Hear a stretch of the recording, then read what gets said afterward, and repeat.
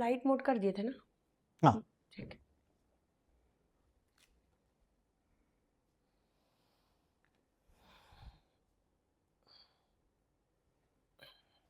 शबनम जी आ गई तो हम्म? बस फिर से मैसेज, फिर से फोन। अरे हम कितना कौन? देखे शबनम, एक तो काम रहता है उस पीछे पड़ जाते एडिट हो जाएगा ना ये सब।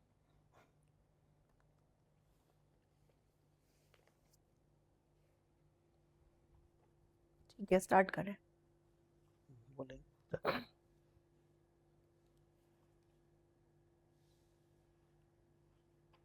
इसकी संपादक है ना? संपादकीय संकलन। संकलन एवं संपादन। हम्म। ठीक है, हम्म।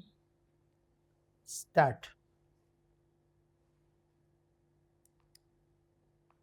नमस्कार, मैं डॉक्टर रागिनी सरना आज के इस एपिसोड में आप सभी दर्शकों का बहुत बहुत स्वागत करती हूँ। और आज हमारे बीच हैं हमारे गुरुजी पंडित देवाशीष डे जी, उनको प्रणाम करती हूँ। नमस्ते। और आज की जो लेख मैं पढ़ने जा रही हूँ वो इस पुस्तक में छपा है, ये आप सभी देख सकते हैं, शिल्पायन संगीत लेख वीथिका। ये शिल्पायन की लेखों की पुस्तकों की एक सीरीज हमने प्रकाशित की है, आगे भी करेंगे। तो उसमें से ये वाला जो अंक है, इसमें इसका संकलन और संपादन मैंने ही किया है। और इस वाले अंक में बहुत सारे महान लोगों के और बहुत सारे संगीतज्ञों के, बहुत सारे स्कॉलर्स के सबके लेख हैं। तो इसमें गुरुजी का एक बहुत ही अनूठा और एकदम डिफरेंट विचारधारा वाला एक लेख मुझे बहुत पसंद है। तो मैं चाहती हूँ कि मैं आज उसको पढूं और फिर उसके बारे में हम लोग गुरुजी से चर्चा करेंगे। ठीक है जी। इस लेख का शीर्षक है युग्म थाट राग वर्गीकरण पद्धति, एक नवीन अवधारणा का प्रतिपादन। मानव मस्तिष्क की एक स्वाभाविक तथा सहजात क्रिया है वर्गीकरण। विभिन्न समूहों में वर्गीकरण की क्रिया अध्ययन, विश्लेषण व स्मरण की क्रियाओं में सहायक होती है। इसमें कोई संदेह नहीं है, चाहे वह वैज्ञानिक विश्लेषण के लिए हो या कलात्मक विवेचन के लिए। संगीत के विषय में राग संगीत के शैशव काल से ही रागों के व्यवस्थित अध्ययन और विषय विस्तार के लिए विभिन्न प्रकार के वर्गीकरण प्रक्रिया एवं पद्धति अपनाई जाती रही है। वर्गीकरण की यह परंपरा उतनी ही प्राचीन है जितनी कि राग अवधारणा की व्युत्पत्ति।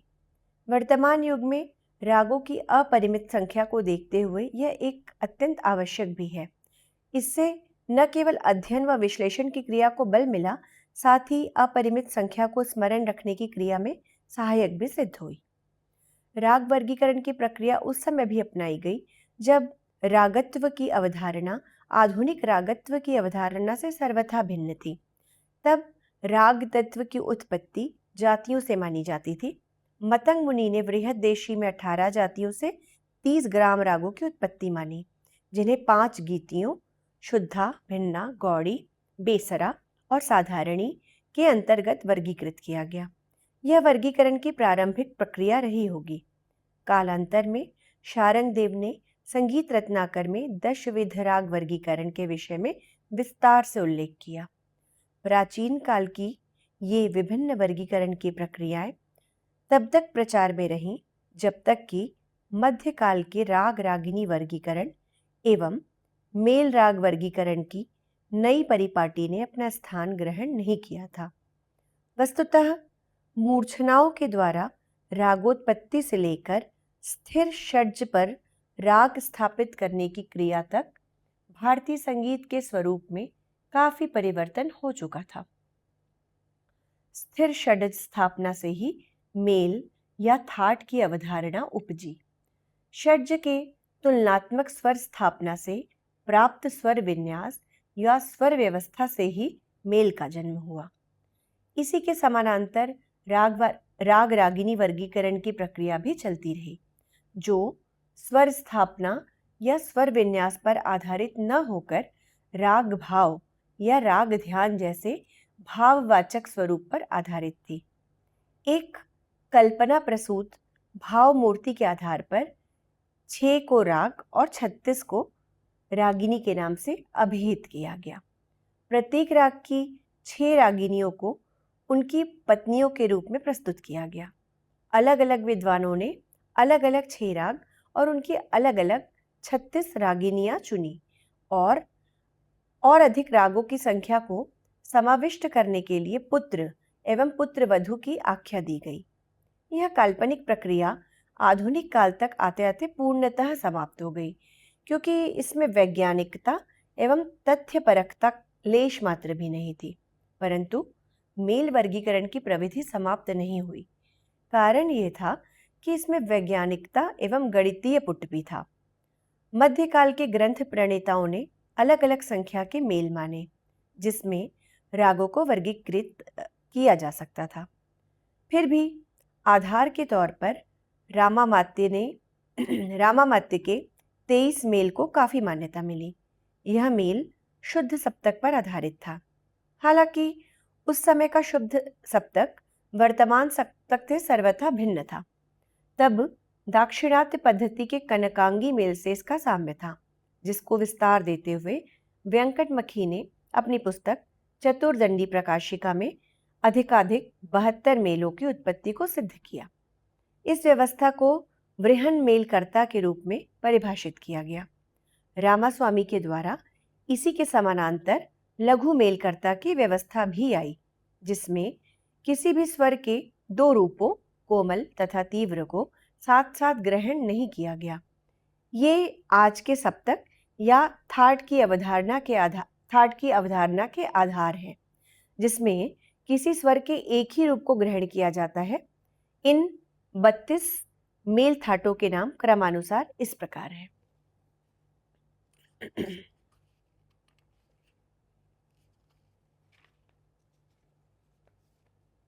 टोड़ी, धेनुका, नाटक प्रिया, कोकिल प्रिया, वकुलाभरण, माया मालव गौड़, चक्रवाक, सूर्यकांत, नट भैरवी, गिरवाणी, खरहर प्रिया, गौरी मनोहरी, चारुकेशी, सरसांगी, हरिकाम्बोजी, शंकराभरण, भावप्रिया, षड्विध मार्गनी, शुभपंतुवराड़ी, स्वरांगी, नाम नारायणी, कामवर्धनी, रामप्रिया, गमन प्रिया, षण्मुख प्रिया, सिंहेंद्र मध्या, हेमवती, धर्मवती, ऋषभ प्रिया, लतांगी, वाचस्पति एवं 32वां मेच कल्याणी। मुझे लगता है इसको सुन के लोग इसको याद करने में आसानी ज्यादा रहेगी। आसान तो नहीं है इतने सारे नाम याद करना। हाँ, लेकिन पढ़ने से ज्यादा सुनने से शायद ज्यादा आजकल हाँ, इजीली याद होता है। इजीली याद है। इसको थोड़ा समझाना भी जरूरी है। जी, जैसे पहले ही बताया गया कि राग का वर्गीकरण। तो जी। अब सवाल उठता है कि वर्गीकरण क्यों किया जाए, क्या ही जरूरत है वर्गीकरण। राग है तो राग है। तो जब आप मान लीजिए 5 राग जानते हैं, आप अपने हिसाब से सोचिए सरल रूप से कि मुझे 5 राग आते हैं, तो आप जब 5 राग आएगा तो आप उसको याद कर लेंगे। जब आपको 5 से ज्यादा राग आएगा तो फिर आप ये कहेंगे अच्छा ये कोमल वाले हैं, कोमल रे वाले हैं, ये शुद्ध रे वाले हैं, या इस तरह से आप 2 हिस्सा बनाएंगे। 10 हो गया तो 5-5 के 2। कुछ ऐसे ही समझिए कि जैसे कोई एक हमने अब शिल्पायन जैसे हमने शुरू किया। शुरू में मेरे पास पहला दिन जो था शिल्पायन का, उसमें 3 विद्यार्थी थे। अब 3 विद्यार्थी को वर्गीकरण करने की कोई समस्या नहीं थी। तीनों को बैठाया, एक साथ सिखाया, काम खत्म हो गया। इसके बाद जब 3 से ये बढ़ करके 10 हो गया, 12 हो गया, तो हमने लगा कि 12 लोगों को एक साथ सिखाना या एक साथ ट्रीट करना संभव नहीं है। तो हमने उसको 2 हिस्से में बांट दिया। एक में 7 रखे होंगे, एक में 5 रखे होंगे। तो 5 और 7 को किस आधार पर रखा?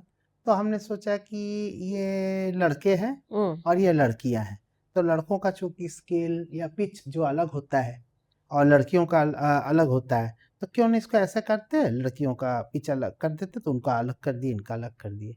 बाद में और बढ़ गए तो फिर हमने कहा कि लड़कों में भी वो लड़के जो बहुत अच्छा गा रहे हैं और वो लड़के जो अभी नया शुरू किए हैं, इनको बांट दे। ऐसे करते 4 ग्रुप बना। 4 ग्रुप करके करते 20, 22, 25 तक ग्रुप बन गए अलग अलग।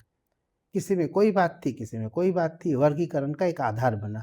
अगर हम वर्गीकरण नहीं किए होते, किन्हीं भी 10 को रख लेते या 50 को एक साथ कर लेते, तो ये संभव नहीं था। जी। इसलिए वर्गीकरण करना क्यों है, ये पहले जानना बेहद जरूरी है, तब आप समझ पाएंगे। तो जब प्रारंभ में राग अपने क्रमिक विकास के बिल्कुल प्रारंभिक समय में रहा है, तो ना तो उनकी इतनी संख्या थी और ना तो इनका इतना विस्तार था, क्योंकि सारा विस्तार जातियों के आधार पर था, प्रबंध के अलग अलग प्रकारों के आधार पर था, तरह तरह के वर्गीकरण प्रबंधों के थे। उसमें राग की बात नहीं आती थी। राग की बात आने से बात कुछ बदली इसलिए, पहली तो ये है कि मूर्छना जो है वो अलग अलग सा से हो सकती थी, लेकिन आज हम लोग जो गाना बजाना समझते हैं, हम किसी एक सा को एक विशेष वॉइस के लिए या किसी विशेष यंत्र के लिए हम उसको फिक्स कर देते हैं कि सितार है, चलो डी से ही होगा। गाना है तो किसका गाना है, तो बोले लड़कियों का ए शार्प है या जी शार्प है या जी है, वॉटेवर जो भी है एक हो गया। अब जब इसको हम एक सा पर ले आए, तब हमारा सोचने का ढंग बिल्कुल अलग हो गया, जो पहले नहीं था। पहले हम रागों को मूर्छना के आधार पर समझते थे कि सा से ये शुद्ध स्वर है तो रे से ये होगा, तो उसको हम जब भी गाते थे तो रे से। आज भी वेस्टर्न में जो पुराना संगीत चला रहा है, वहाँ पर भी परंपराएं हैं पुरानी, जो पुरानी परंपराएं हैं उसमें यही चीज़ दिखाई देती है। वो बोलते हैं अच्छा ये वाला गाना ये ई से होगा, फिर वो बोलते हैं ये माइनर से है, तो ये मतलब मैंने कोमल ग पंचम इसके स्वाद उसका रहेगा। किसी को बोले मेजर है, फिर किसी को बोले कि ये बी का है, ये डी का है, ये तरह तरह की अलग डी बी माइनर का है तो ये इसका है। तो इसका मतलब ये है कि जैसे आप कोई एक बांसुरी वादक, मैं क्लैरिनेट वादन से मैं परिचित हुआ था या उनके साथ मेरा फ्यूजन वगैरह बहुत हुआ, तो वो पता कर लेते थे कि कौन सा गाना है, कौन सा गाना बजाना है, किस गीत को बजाना है। पुराने उसमें गीत आधारित होते थे, कोई अलग से राग जैसी बात नहीं होती थी। अब उस गीत को बजाना है तो कहते थे अच्छा ये वाला गीत बजाना है, हाँ हाँ ये वाला गीत जो है ये इस क्लैरिनेट से बजेगा। फिर बोले कि ये नहीं वो गीत, तो इसको हटाया, फिर बोले इससे बजेगा। कारण क्या था, अलग अलग था। अगर ऐसे ही हम इसको सोचे तो बोले कि राग पटदीप बजाना है तो सितार वादक ने एक सितार उठाया, फिर बोले कि आप भोपाली बजाना है तो बोले ये वाला रख दो, दूसरा सितार उठा ले। ये सब चीज़ों का जो समस्याएं थी वो खत्म तब हो गई जब हमने सारे गीतों को उठा करके किसी एक पर्टिकुलर किसी के लिए हमने उसका एक पिच फाइनल कर लिया कि ये पिच है, यहीं से सब कुछ करना है। मेरे ख्याल से ये सरल ढंग से मैंने समझाने की कोशिश की जी। और कुछ विद्यार्थियों को समझ में आएगा ही निश्चित तौर पर। जब इस तरह किया गया तो हमारे पास राग बहुत बन गए, क्योंकि हम उसमें से बदलने लगे। हमें लगा कि ये राग अगर ऐसा है, अगर इसके नी को कोमल ना करके शुद्ध कर दे, इसके म को तीव्र कर दे, इसको ये कर दे, तो कभी कभी ऐसे भी और कभी कभी किसी धुन के आधार पर। अब धुन कहीं कोई गाना बजा किसी जगह, किसी गांव में, किसी एक कबीले ने, किसी एक समुदाय ने कोई एक गाना, उसके आधार पर राग बना, चाहे स्वरों के हेर फेर के आधार पर बना या मूर्छना को लेके बना या किसी के दिमाग की कोई नई कॉन्सेप्ट या किसी रागों के मिश्रण से बना, ऐसे ही नए नए राग बनते हैं। यही मुख्य प्रक्रियाएं हैं। तो जो नए नए राग बनते गए तो ये हुआ कि इनका वर्गीकरण किया जाना चाहिए। किस आधार पे करें, तो शुरू में जो कम थे तो ये हुआ कि जो कम स्वर वाले राग है जिनमें 5 ही स्वर लग रहे हैं उनको एक साथ कर दो, ऑडो राग 5 स्वर। 6 वाले आए तो षाडव राग। उसके बाद संपूर्ण कौन हो गया, बोले कि वो 7 वाले हो गए। तो 5 6 7 इस तरह वर्गीकरण किए। बाद में उन्होंने कुछ रागों को देखा कि वो अपने आप में संपूर्ण है और उनकी एक अपनी छवि बनती है, और कुछ राग उन रागों से छवि ग्रहण करके थोड़ा हिल डुल के अलग हो जाते हैं। तो बोले कि ये शुद्ध राग है, ये संकीर्ण शुद्ध राग है, ये सालग या छायालग है, और ये संकीर्ण है। परिभाषा दे दी गई कि शुद्ध राग जिसमें कोई राग का मिश्रण नहीं, छायालग राग जिसमें 2 रागों का मिश्रण हो, संकीर्ण जिसमें कई राग हो। ये वर्गीकरण भी कुछ चला, कुछ लोगों ने उसको भी अपनाया। ऐसे ही जैसे और वो 5 अलग-अलग बताया मतंग जी का, मतंग जो जिन्होंने बृहद्देशी लिखा उन्होंने। तो ये लोग सोचते थे कि कैसे इसको वर्गीकृत किया जाए। आप वनस्पति विज्ञान पढ़ने जाइए, वनस्पति विज्ञान में बॉटनी, उसमें पढ़ेंगे तो आपको तरह-तरह के पेड़ों के अलग-अलग ग्रुप मिलेंगे, क्योंकि नहीं तो इतने ज़्यादा पेड़-पौधे हैं, उनका आप कैसे करेंगे? तो समान गुण वाले, समान आस-पास के मिलते-जुलते वालों को एक-एक समूह बनाया गया, ये ज़रूरी है। जैसे मान लीजिए कि आप बहुत सारे आपके पास चिट्ठियाँ हो गई हैं, अब आप इन चिट्ठियों को आपको भेजना है। आप भेजने के लिए कोई दिल्ली का है, कोई बैंगलोर का है, कोई इधर का है, तो आपने क्या किया, अब इसको कैसे भेजा जाए, सब पूरा रैंडम हो जाएगा तो क्या होगा? तो आपने उसको छाँटा पहले, कहा कि ये पश्चिम दिशा में जाएगा बॉम्बे की ओर, तो उनको अलग कर दिया, दक्षिण वालों को अलग कर लिया, उत्तर वालों को अलग कर लिया, इस तरह से कर 4 भाग में बाँटा। फिर हुआ कि ये 4 से भी काम चलेगा नहीं, थोड़ा और करते हैं, तो राज्यों के आधार पर किया, जिलों के आधार पर किया, ऐसे छोटे-छोटे ग्रुप बनाते तब जाके आप सही ढंग से डिस्ट्रीब्यूट कर पाए।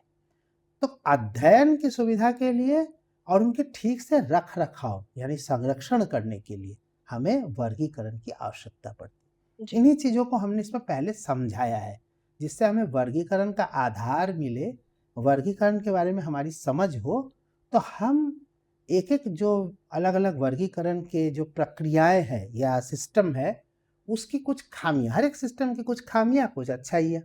अब राग-रागिनी वालों का सोच ही अलग है, जिन्होंने राग-रागिनी वर्गीकरण किया। किसी भी राग को पुरुष क्यों माना जाए? क्या शुद्ध स्वरों के प्रयोग से होगा? बोले नहीं, ये भी नहीं है। क्या कोमल से होगा तो स्त्री हो जाएगी? वो भी नहीं है, क्योंकि श्री जैसे राग को वो पुरुष अलग, किसी में कोई पुरुष माना है, कोई है। तो किसने किस राग को राग समझा, किसने किस राग को रागिनी समझा? तो ये एक इसके बारे में कोई आधार नहीं हो सकता और जी। होना भी नहीं चाहिए। संगीत में बहुत इस तरह का वैज्ञानिक आधार हमेशा आवश्यक नहीं है, लेकिन कुछ तो आधार हो। तो इसीलिए वो चला बहुत दिन तक। ये एक आश्चर्य की बात है कि ये वर्गीकरण इतना दिन चला ही क्यों? फिर इसी तरह ये इसका आधार जो है राग चित्रण से जाता है। राग चित्रण में अलग-अलग रागों को कुछ एक विशेष कल्पना के आधार पर चित्रित किया गया, जिससे कि उसके बारे में, उसके नेचर के बारे में, उसके स्वभाव के बारे में, वो राग या वो रागिनी सोच क्या रही है, उसके पीछे का कोई एक कल्पना चित्रण करना है, ऐसा सोचा गया। क्योंकि हम जब मल्हार बोलते हैं तो हर आदमी समझ जाता है अच्छा वर्षा बरसात वाला है, वर्षा ऋतु का है। तो ये मल्हार शब्द से ये जुड़ गया है, तो ऐसे ही तो नहीं जुड़ा है, कोई ना कोई एक उसका आधार तो राग चित्रों ने इसमें ये भूमिका अपनाई, जिससे राग का एक भाव मूर्ति, उसका ये नहीं कोई कह रहा है कि उसमें कोमल लगा, शुद्ध लगा, ऊपर है, नीचे है, वादी है, सब बात की बात है। ग्रामर वहाँ खत्म। पहले बोले कि इस राग का भाव मूर्ति क्या कर रहा है। तोड़ी, हम लोग जानते हैं तोड़ी बड़ा गंभीर प्रकृति का राग है, बोले रागिनी तोड़ी। नाम से के लिए है या पता नहीं किस लिए है, सोचा गया, चलो कोई बात नहीं। उसके लिए भी सोचा गया कि इसको गाने से हिरण आते हैं वगैरह वगैरह। किसी में हुआ कि कमल शाम को भी कमल भ्रम में आ जाता है कि ये श्री सुनने से ये होता है कि कमल जो है अपने आप खिल उठता है। भाव, ये भाव तो हमारे संगीत का आधार है, होना ही चाहिए। लेकिन जब वर्गीकरण करेंगे तो ये वैज्ञानिक चीज़ है। तो वैज्ञानिक चीज़ में भाव को लेकर चलेंगे तो वो दोनों मिक्स हो जाएगा, ठीक से नहीं हो सकता है। भाव के आधार पर हम राग को दूसरा समझते हैं। वर्गीकरण एक वैज्ञानिक प्रक्रिया है, एनालिटिकल प्रक्रिया है, उस एनालिटिकल प्रक्रिया को अलग। तो बात फिर वो आकर के चले आए लोग उसमें लगने वाले स्वरों को लेकर के, कोमल है कि शुद्ध है। अब कोमल शुद्ध के जो कॉन्सेप्ट है ये भी एक तरह का नहीं रहा है। आज हम जिसको कोमल रे बोलते हैं वो एक समय में शुद्ध रे था, और उसके बाद अब आप सीधी सी बात समझिए कि एक है सा के बाद जब रे होगा तो हमारे पास कोमल रे भी है, शुद्ध रे भी है, कोमल गा भी है, शुद्ध गा भी है। तो हम सबसे पहले सा के बगल वाले स्वर को क्या बोलते हैं? हम कहते हैं कोमल रे है, और तब बोलते हैं शुद्ध रे है। आप समझ सकते हैं कि ऐसा ही क्यों होगा। हम अगर कहें कि नहीं ये सा, उसके बाद शुद्ध रे और ये तीव्र रे है, तो क्या ही गलत है भाई। ये तो और भी वैज्ञानिक हो गया कि पहला जो अवेलेबल है उसको हमने शुद्ध मान लिया, उसके अगले वाले को हमने तीव्र कह दिया, चतुश्रुति। उसके बाद वाले को हमने थोड़ा षट श्रुति बोला, तो और आगे चले गए। तो ये भी प्रक्रिया एक समय में अपनाई गई। आज भी है ये चीज जो हम 72 मेलकर्ता के उसमें देखते हैं। ये सब थोड़ा थोड़ा विषयांतर हो रहा है, लेकिन हम इसी से मूल विषय पे आएंगे कि इस तरह जो वर्गीकरण का अलग अलग माने स्वरों का हुआ, तो अब स्वर को जब हमने मान लिया कि सा के बाद कोमल रे, फिर शुद्ध रे, उसका कोमल गा, फिर शुद्ध गा, फिर म, फिर तीव्र म, ऐसे करके जब हमने मान लिया, और इसमें हमारे हारमोनियम के पर्दों का बड़ा योगदान था। खैर ये एक अलग विषय है, फिर इसके बारे में कभी बात करेंगे। जब ये हमारे यहाँ फिक्स हो गया कि ये स्वर कौन से कोमल है, कौन से शुद्ध है, तब हमको गणितीय आधार पर हमने देखा कि इनको अगर हम परम्यूटेशन कॉम्बिनेशन करें कि एक बार हम कोमल रे ले लिए, फिर ग को कोमल, अगले में ग शुद्ध, ध को कोमल, मत, ऐसे अलग अलग प्रक्रिया जब अपनाए तो हमने देखा 32 से ज़्यादा पॉसिबल नहीं है। और ये 32 वाली बात पहले भी की जा चुकी है। अब वो गणितीय आधार पर उन्होंने किया या उन्होंने खुद खोज की, ये तो विषय है, लेकिन है इसका गणितीय आधार है। तो 32 तब जाके बनता है। अब फिर 72 वाली बात आती है, तो वो 72 में ये बात सामने आती कि सा के बाद कोमल रे को शुद्ध रे माना, और उसी तरह उसका अगला वाला जिसको हम अब शुद्ध रे ही बोलते हैं उत्तर भारत में, वो शुद्ध ग का रूप लेता है। ये एक अलग विचारणीय चीज है, इसका भी एक वैज्ञानिक आधार है फिर भी, लेकिन वो हमारे उत्तर भारतीय संगीत में नहीं चलता है। तो अगर हम इसको कोमल शुद्ध रे, कोमल शुद्ध ग इस आधार पर माने, तो हमारे पास थाटों की संख्या और बढ़ जाती है, तब तो हम पास 72 आ जाते हैं। ये भी गणितीय ढंग से सिद्ध हो रहा है कि 36 शुद्ध म से हो रहा है और 36 प्रति मध्यम से, प्रति मध्यम मतलब तीव्र म से। तो ये जब आ गया तो उसका भी जब परमुटेशन कॉम्बिनेशन निकाला गया कि अच्छा एक बार इसको, एक बार उसको, एक बार इधर, एक बार उधर, तो कुल 72 निकल आए। 72 हमारे काम का था नहीं, क्योंकि हमने इस तरह से शुद्ध रे और शुद्ध ग नहीं सोचा है। इसलिए हमारे पास जो आधार था उसके आधार पर 32 मिले। इसी 32 की बात हो रही है, नाम सब अलग अलग है। भातखंडे जी ने सोचा कि अब इतना 32 भी याद करना और करना बड़ा मुश्किल का, मुझे तुमने भी कहा कि सुन के याद हो जाएगा, बिल्कुल नहीं होगा। 32 भी याद करना इतना आसान नहीं है। 22 श्रुतियां याद करती हो, तुमको तो याद भी है 22 श्रुतियां, बहुत सारे लोग आज के याद भी नहीं होता है। तो शायद इसलिए हो, या इसको सरलीकृत करने के लिए प्रक्रिया में भातखंडे जी ने इसमें से 10 को चुना और उनका उत्तर भारतीय रागों के आधार पर नाम वो किया।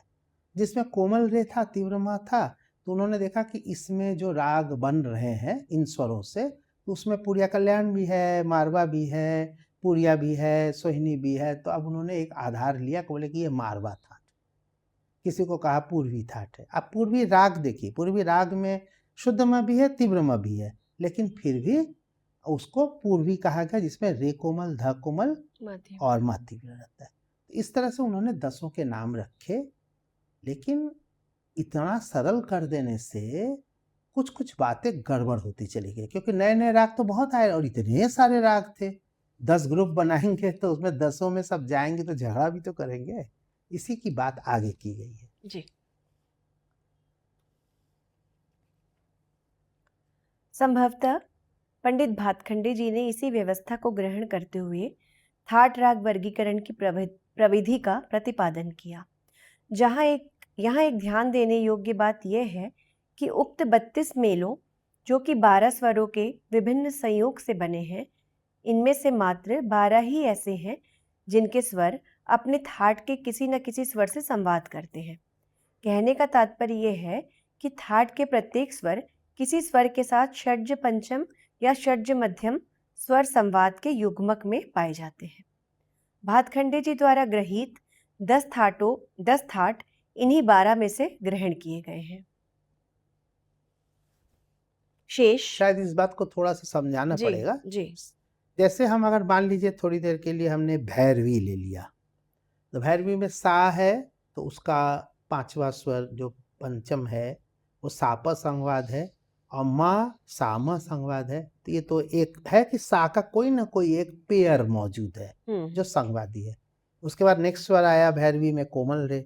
कोमल रे का संवाद या तो तीव्र म से होगा या कोमल ध से होगा, तो कोमल ध है ही है, इसलिए कोमल ध के साथ उसका हो गया। कोमल ग लिया, कोमल ग का संवाद कोमल ध कोमलनी, सा म सा प, तो उसमें ये दोनों मौजूद है। फिर म लिया, म का कोमलनी और सा, इस तरह सा म सा प, वो भी मौजूद है। प का भी है, कोमल ध का भी है, कोमलनी का भी, यानी हर स्वर के पास एक दोस्ती को करने वाला स्वर है। दोस्ती वो किससे करेगा? या तो जो मध्यम की दूरी पर हो 5 स्वरों का या 9 श्रुतियों का, या वो पंचम की दूरी पर हो यानी 13 श्रुतियों का होगा जी। या 7 स्वर या 13 श्रुतियां, तो उसी से वो पक्की दोस्ती कर सकते हैं या जोड़ी बना सकता है। तो ऐसे थाटों की संख्या जो जिससे जोड़ी बन जाए, कितनी बताई मैंने? 12 जी। हाँ, कुल 12 बनती है। उसमें से उन्होंने 12 में से किन्हीं 2 को छोड़ करके उनके बाकी 10 को उन्होंने ले लिया है। जी। तो जो छोड़े हुए जो थे, शेष बचे 2 थाट, सिंहेंद्र मध्यम एवं भावप्रिया। सिंहेंद्र मध्यम जो है वो कोमल गा तीव्रमा कोमल था, और भावप्रिया जो है एक ऐसा अद्भुत राग है जिसमें सभी विकृत स्वर मौजूद है।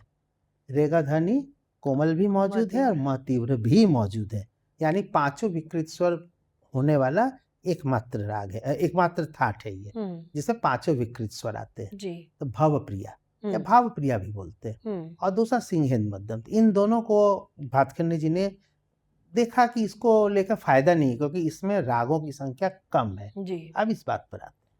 तो इसको संभवतः इसलिए छोड़ दिया गया क्योंकि भातखंडे काल में उत्तर भारतीय रागों में इनसे संबंधित राग प्रचार में नहीं थे। इसका पूर्ण विवेचन प्रोफेसर ललित किशोर सिंह ने अपनी कालजयी पुस्तक ध्वनि और संगीत में प्रस्तुत किया है। एक चीज और भी इसमें आती है बात, उन्होंने थाट के लिए उस जमाने में एक देखा था रागों के आधार पर कि तीव्र मा और कोमलनी, ये दोनों किसी थाट में किसी एक थाट में या एक राग में उनको एक्सेप्टेबल नहीं था। कारण क्या था हमको उसके बारे में पता नहीं, क्योंकि आज हमारे पास तीव्रमा कोमलनी के कई राग हैं। सरस्वती है, वाचस्पति है, और भी है, तो हेमावती है, इस तरह से कई राग आते हैं आजकल हैं प्रचार में। शायद उनके जमाने में इतना प्रचार में नहीं था तो उनको मिला नहीं होगा, तो उन्होंने ये मान लिया था कि तीव्रमा और कोमलनी इन दोनों को साथ में ना लिया जाए, ऐसा उन्होंने एक नियम प्रतिपादित किया था। बाद में वो चला नहीं, उसको हटा दिया गया। ये जो दोनों थाट हटाए गए हैं, इन दोनों में माँ तीव्र है, आप देख सकते हो, और साथ में कोमलनी भी है, इसलिए इन दोनों को हटा दिया गया। इसके पीछे एक लॉजिक है उनका अपना लॉजिक। जी। यह एक अत्यंत लोकप्रिय, आधारभूत एवं सहज बोधगम वर्गीकरण पद्धति साबित हुई, जिसमें आसानी से अधिकांशतः रागों को वर्गीकृत कर लिया गया। चूंकि वर्तमान काल में रागों को मात्र भाव के आधार पर न देखकर स्वर विन्यास एवं स्वर व्यवस्था के आधार पर देखा जाता है, इसलिए यह व्यवस्था काफी सफल साबित हुई। परंतु कालांतर में इस व्यवस्था में से भी कई सारी खामियां निकल आईं। आलोचकों ने कई प्रश्न उठाए। उन समस्याओं के निराकरण के लिए थाट व्यवस्था, जो शुद्ध रूप से स्वर विन्यास पर आधारित थी, उसमें रागांग कारक को भी जोड़ा गया। जैसे तोड़ी थाट में तोड़ी समुदाय के बिलासखानी तोड़ी को शामिल किया गया, जबकि स्वर की दृष्टि से वह भैरवी थाट के उपयुक्त हैं। इन समस्याओं के आंशिक समाधान के रूप में रागांग वर्गीकरण की प्रक्रिया श्री नारायण मोरेश्वर खरे द्वारा प्रतिपादित की गई और 30 रागांगों की श्रेणियों में रागों को वर्गीकृत करने का सत प्रयास हुआ। यह पद्धति भी अपनी जटिलताओं के चलते अधिक लोकप्रिय नहीं हो सकी। भातखंडेकृत थाट राग वर्गीकरण पद्धति पर विभिन्न प्रकार की समस्याएं उठाई गई, जिनमें से कुछ को मैंने निम्नांकित किया है। पहली, अहीर भैरव, चंद्रकौंस, नट भैरव जैसे राग जो क्रमिक आरोह अवरोह के राग हैं, वे स्वर विन्यास की दृष्टि से 10 थाटों में से किसी के भी अंतर्गत नहीं आते हैं। उन्हें किस प्रकार वर्गीकृत किया जाए? दूसरा, ऐसे राग जिनमें स्वर के दो विभिन्न स्वरूप प्रयोग किए जाते हैं उनके वर्गीकरण का आधार क्या हो, जैसे राग जयजयवंती, जोग, ललित, श्याम कल्याण इत्यादि। इसमें जोग में दोनों गा, जी। श्याम कल्याण में दोनों माँ, तो हम किस माँ को लें? तो ये हो गया कि वो चूंकि कल्याण है तो इसमें कर इसमें दो, डाल तो दो, शुद्ध हाँ। माँ के साथ अन्याय हो गया, ये सब चीजें। जी जी। तीसरा, जिन रागों में दो रागों का मिश्रण हो उनका वर्गीकरण किस प्रकार किया जाए, जैसे बसंत बहार।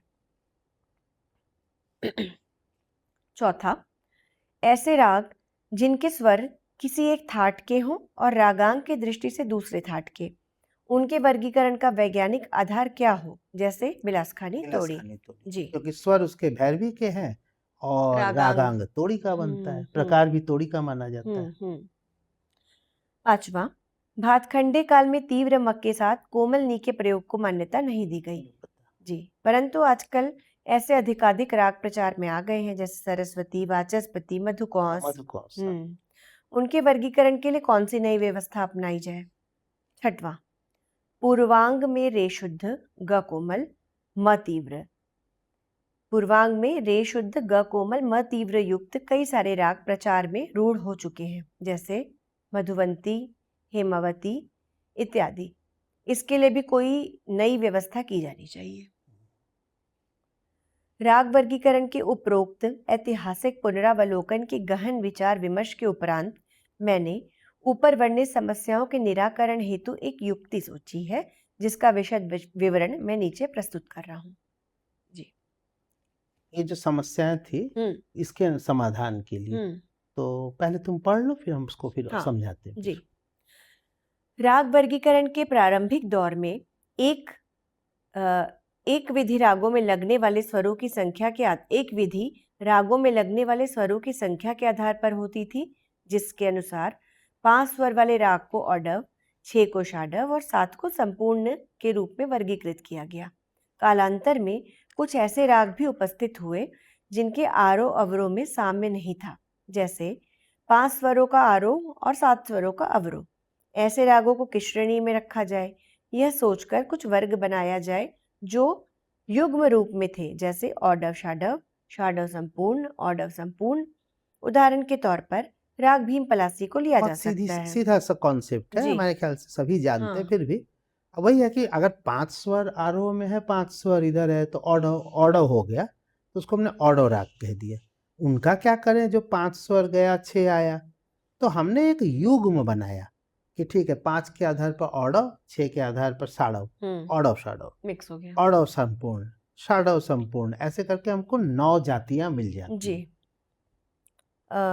किंतु मालकोस जैसे राग जिसके आरोह अवरोह में 5-5 स्वर होते हैं, उन्हें केवल ऑडव ही कहा जाता है।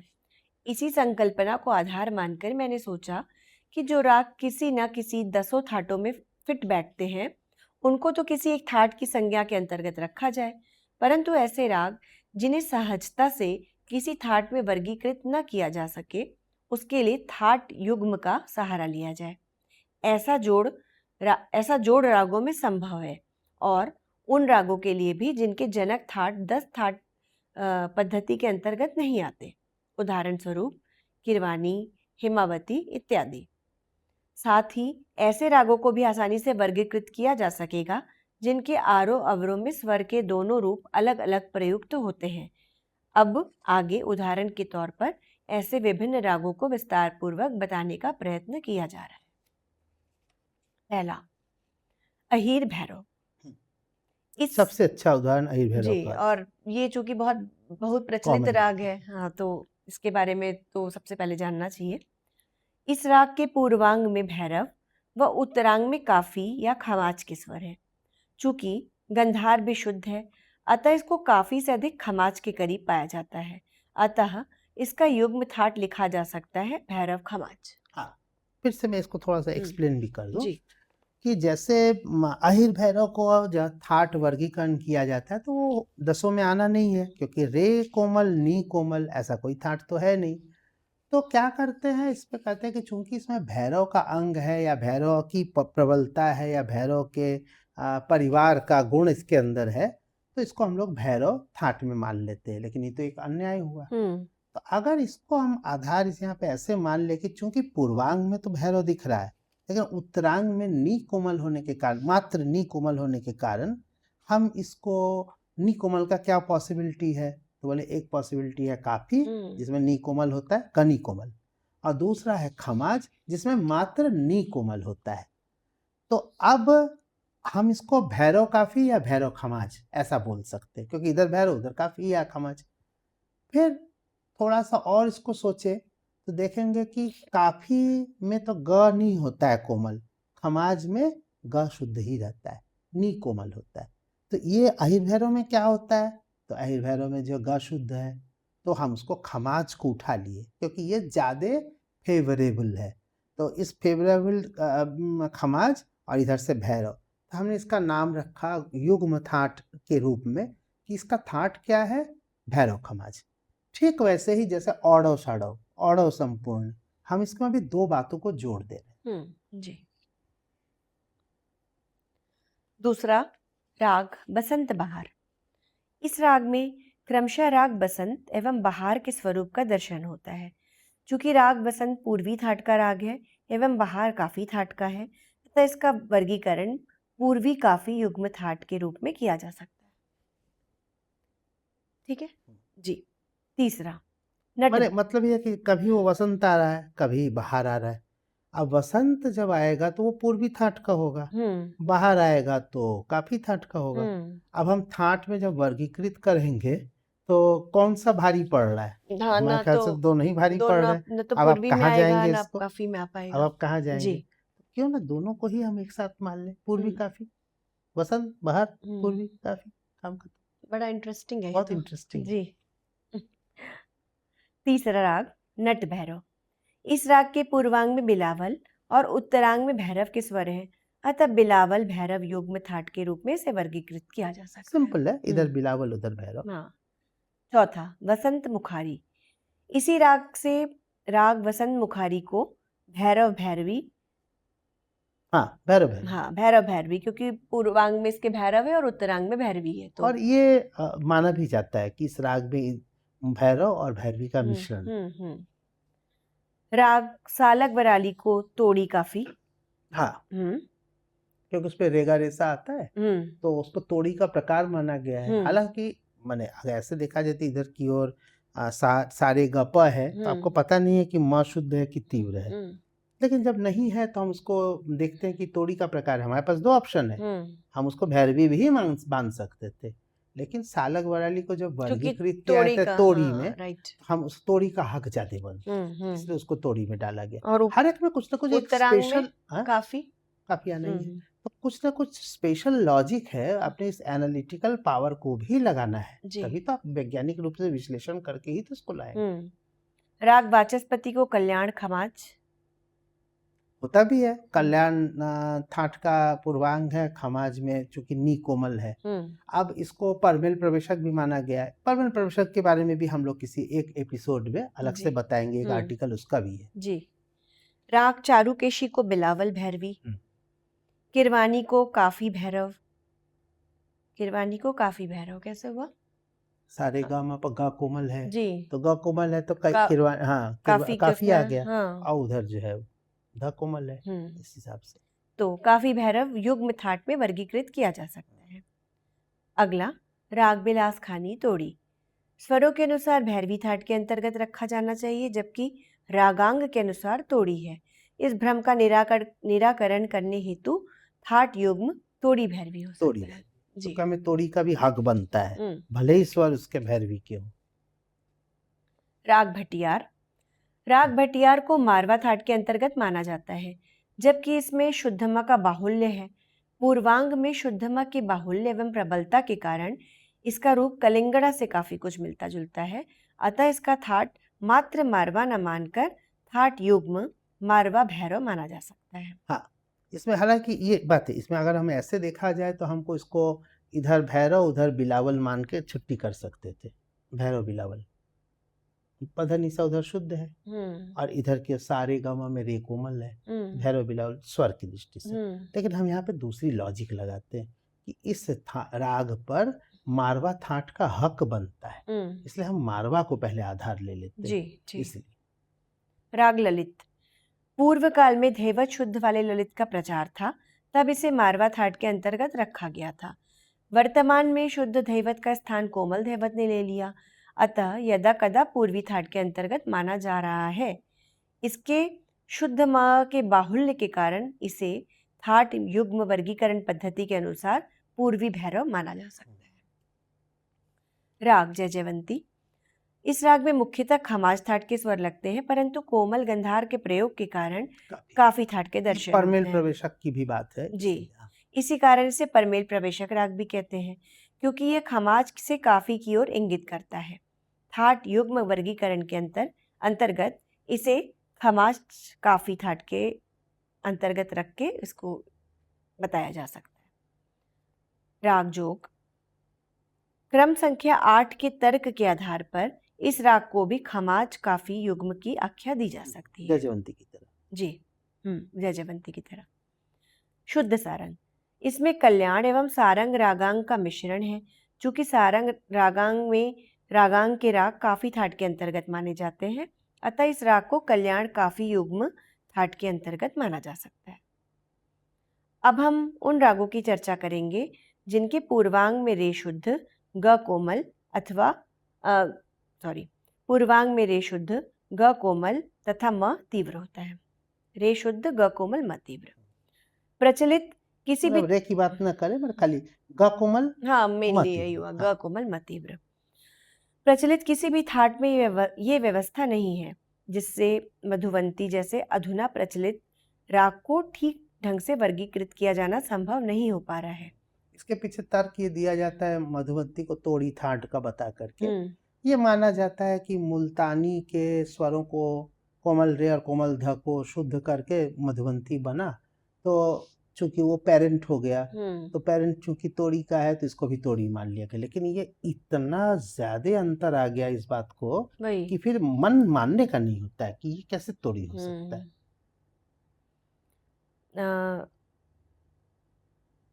इसी प्रकार हेमावती, सिंहेंद्र मध्यम, मधुकौं, सरस्वती, मुकुंद प्रिया के साथ भी समान समस्या है। यदि 10 थाट में से एक और थाट को जोड़ लिया जाए तो 10 थाट वर्गीकरण की बहुत सारी समस्याओं का निराकरण एक साथ हो जाएगा। मेरा व्यक्तिगत मत है कि हेमावती थाट को एकादशवें थाट के रूप में स्थान दे दिया जाए, जिसमें हेमावती, मधुकौं, सरस्वती, मुकुंद प्रिया जैसे राग स्वतः ही वर्गीकृत हो जाएंगे। सबसे यदि समस्या जो होती है न वर्गीकृत कर पाने की जो मजबूरी है वो इन्हीं रागों के साथ है, कोमल ग और तीव्र म। जी, उधर की ओर कोमल ध है या शुद्ध ध है वो हम बाद में समझ लेंगे, लेकिन इसका तो मेरे पास कोई आधार ही नहीं है। अगर हम सारे ग म प ये उठा ले तो मेरे 10 थाट में वो कहीं भी बैठेगा नहीं। बाद का जो प ध नि सा प ध नि सा प ध नि सा, सबका कोई ना कोई एक आधार है। प ध नि सा सभी हो जा रहा है, लेकिन इधर का मामला गड़बड़ चल रहा है। इसलिए एक हमको ऐसे खांचे की जरूरत है, खाने की जरूरत है, जो एक खाना ऐसा चाहिए जिसके अंदर हम उसको भी लगा सके। इसीलिए एकादशवें थाट के रूप में एक थाट हमें चाहिए, तो हेमावती को हमने उसमें माना है कि हो जाना चाहिए। जैसे हमारे घर में बहुत सारे सामान होते हैं, कुछ एक्स्ट्रा ऐसा सामान हो जाता है स्पेशल, पर उसको रखने की जगह नहीं होती है। अब आप सोचिए कुछ आप सामान रखना चाहते हैं, रसोई से संबंधित सामान तो किचन में डाल दिया। किसी को आपको लगा कि ये पूजा स्थल का है तो उधर डाल दिया, कुछ बगीचा का है तो उधर डाल दिया। कुछ ऐसा सामान हो सकता है जो इन तीनों ही जगह रखने लायक। वही तो उसके लिए हमें एक जगह बनवानी पड़ेगी, लेकिन क्योंकि अगर वो अच्छा सामान है तो हमको संभाल के रखना भी पड़ेगा उसको।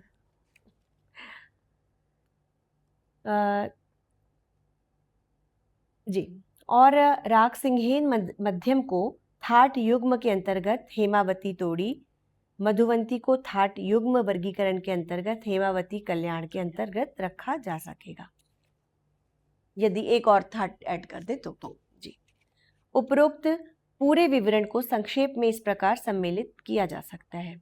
एकादश थाट, तो इसमें सारे पहले 10 थाट के बारे में है, वो जो मुझे लगता है वो तो आप सबको पता होगा।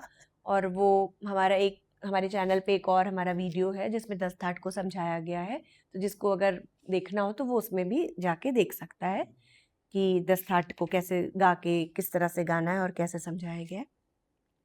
तो इसमें 11 थाटों के नाम 10 थाटों के नाम के साथ और 11वां थाट ऐड किया गया है जी, जिसके स्वर होंगे ग कोमल और म तीव्र, बाकी तो स्वर शुद्ध है। थाट युग्म, पहला बिलावल आसावरी, लाइन से मैं बोल रही हूँ। बिलावल आसावरी बताया जा चुका है पहले। हाँ, उदाहरण चारुकेशी, बिलावल भैरव, काफी बिलावल, काफी भैरव, भैरवी बिलावल, भैरवी खमाज, भैरवी भैरव। इस तरह से काफी संख्या में हाँ, बनेंगे। भैरव बिलावल, भैरव खमाज। अब हम ये देखना चाहेंगे कि सभी 32 थाट किस प्रकार से इस व्यवस्था के अंतर्गत लाए जा सकते हैं।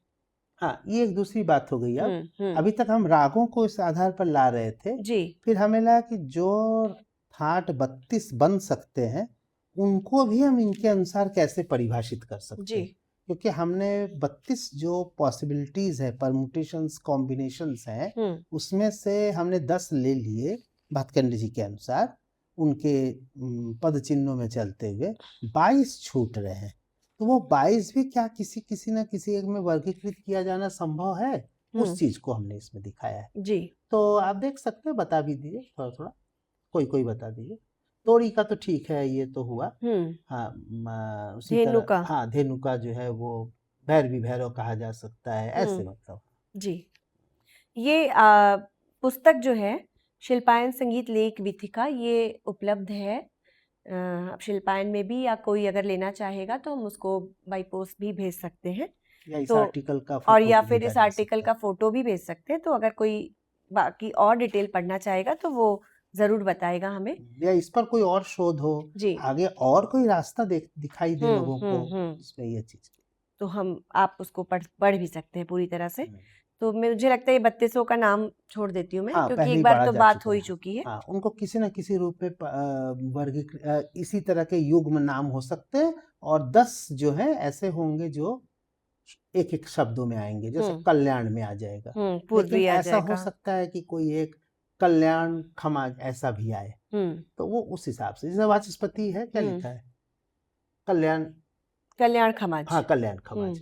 और जबकि मेच कल्याणी यानी जो कल्याण है वो मात्र कल्याण है। तो इस तरह से 32 का कोई ना कोई एक ढूंढा जा सकता है जी, इस युग्म थाट पद्धति के अनुसार। आगे उपरोक्त मेलों की सारणी से मैंने पाठकों के समक्ष ये सिद्ध करने का प्रयास किया है कि यदि थाट युग्म की ये व्यवस्था को ग्रहण कर लिया जाए एवं भातखंडीकृत 10 थाट में एकादश थाट के रूप में हेमावती को स्थान प्रदान कर दिया जाए, तो गणितीय विधि से प्राप्त अधिकतम 32 मेलों को एकादश थाटों के अंतर्गत समाविष्ट किया जा सकता है।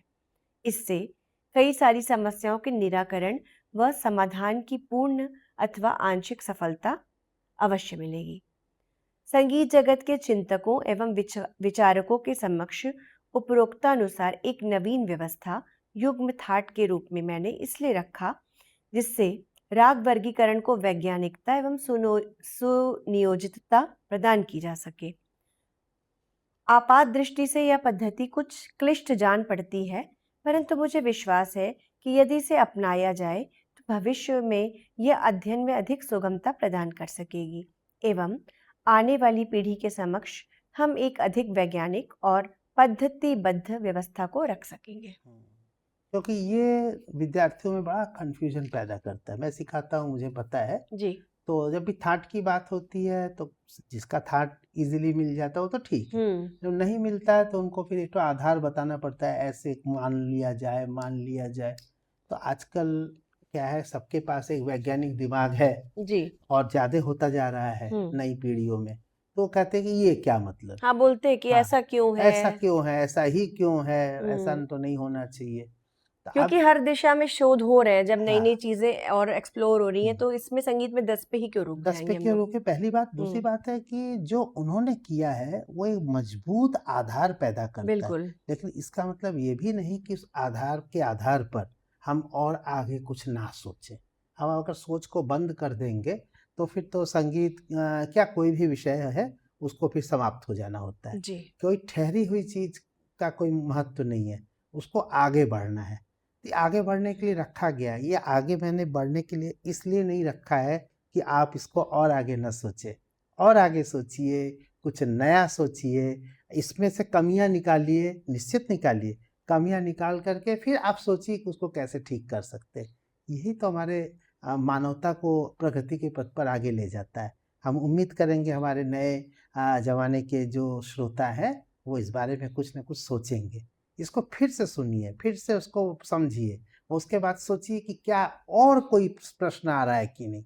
उन प्रश्नों को मेरे पास भी ला सकते हैं और खुद भी सोच के कोई नया निकाल सकते हैं। जी, जैसे हमारे एक अंक में इसमें हमने बोला था कि संग्रह, फिर संरक्षण और फिर उसको संवर्धन। संवर्धन, जी, ये संवर्धन की प्रक्रिया जी, है। तो ये तो करते रहना बहुत ज़रूरी है। तो मुझे लगता है कि आज का ये हमारा एपिसोड बहुत ही ज्ञानवर्धक रहा और मुझे भी बहुत कुछ जानने को मिला और हमारे दर्शकों को भी बहुत कुछ जानने को मिला। तो मुझे लगता है आज हम यहीं समाप्त करेंगे। आपका बहुत-बहुत धन्यवाद और हमारे साथ जुड़े हमारे सभी ऑडियंस का भी बहुत-बहुत धन्यवाद। अगले अंक में हम फिर जल्दी ही मिलेंगे। तब तक के लिए सभी को नमस्कार। नमस्कार।